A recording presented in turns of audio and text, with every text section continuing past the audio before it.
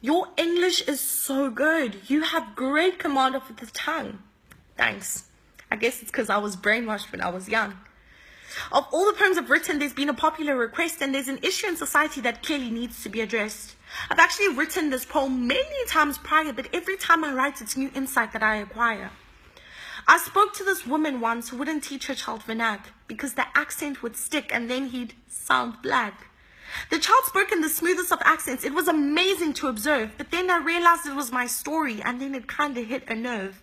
I grew up speaking English. I was always asked to read. So from primary UC, they'd already sown this bitter seed. The kids that weren't fluent were laughed at, and the teachers let us joke, and I was validated and confident, and you could see it when I spoke. We laughed at their accents, called it BEE English, because in our captured minds, it was a tool set to distinguish smart from stupid. We said no instead of no, because in our captured little minds, the further we would go.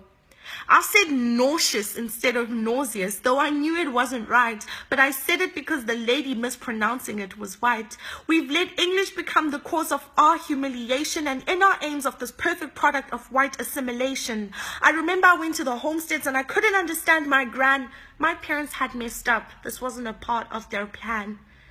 The manner in which you speak don't indicate how much you know, and nor should a twang determine how far you'll ever go. It shouldn't. But it does. If you think I'm lying, just scroll through comments on any given page and you'll find somebody being ridiculed for simply trying to engage. We live in a world where a foreign language depicts if you're smart, where we use bombastic words to try and set ourselves apart. I abhor English when it's used as a measure for success or even a crutch that people use solely to impress. And while I'm still on that, accents should not be celebrated, for it's not for showing off that language was solely created. Language in its essence was made for communication, so why should you ridicule my mispronunciation when you understand what I'm clearly trying to convey, when you understand the words that I am trying to say?